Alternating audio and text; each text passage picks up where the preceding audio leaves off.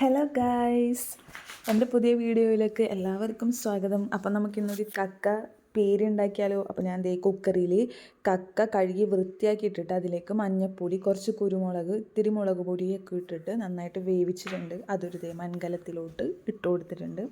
ഇതൊന്ന് നന്നായിട്ട് മിക്സ് ചെയ്യാം. നമുക്ക് ചെറിയ കക്കയാണ് കിട്ടിയേക്കുന്നത്, അപ്പോൾ അതുകൊണ്ടാണ്.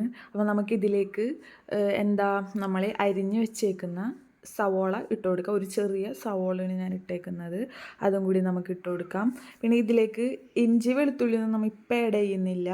അപ്പോൾ ഇതും കൂടി ഇട്ടിട്ട് ഇതിലെ വെള്ളം ഒന്ന് നന്നായിട്ട് വറ്റി വരട്ടെ, നമുക്ക് നോക്കാം. അപ്പോൾ അതേ വെള്ളമൊക്കെ നന്നായിട്ട് വറ്റി വന്നിട്ടുണ്ട്. അപ്പോൾ ഇതിലേക്ക് നമുക്ക് തേങ്ങയുടെ പീരിട്ട് കൊടുക്കാം. അപ്പോൾ ഇതിൽ ആവശ്യമായിട്ട് ഞാൻ എടുത്തേക്കുന്നത് തേങ്ങ, അതൊരു കുറച്ച് തേങ്ങ എടുക്കുക. അതിലേക്ക് നമ്മളെ ഇഞ്ചി, വെളുത്തുള്ളി, പിന്നെ പച്ചമുളക്, കുരുമുളക് അതും കൂടി ഇട്ടിട്ട് നന്നായിട്ട് ഒന്ന് ഒതുക്കിയെടുക്കാം. നന്നായിട്ട് മിക്സ് ചെയ്ത് കൊടുക്കാം. ഇത് വെള്ളം കുറച്ച് വറ്റിയതിന് ശേഷം വേണം നമ്മൾ ഈ തേങ്ങയുടെ പീര ഇട്ട് കൊടുക്കാൻ, എന്നാലേ നമുക്ക് സെറ്റ് ആവുള്ളൂ. അപ്പോൾ ഇതേ വെള്ളമൊക്കെ വറ്റി സെറ്റായിട്ട് വന്നിട്ടുണ്ട് തേങ്ങാപ്പീര. അപ്പോൾ വേറൊരു വീഡിയോയുമായി വീണ്ടും കാണാം. സബ്സ്ക്രൈബ് ചെയ്യാത്തവർ സബ്സ്ക്രൈബ് ചെയ്യണേ.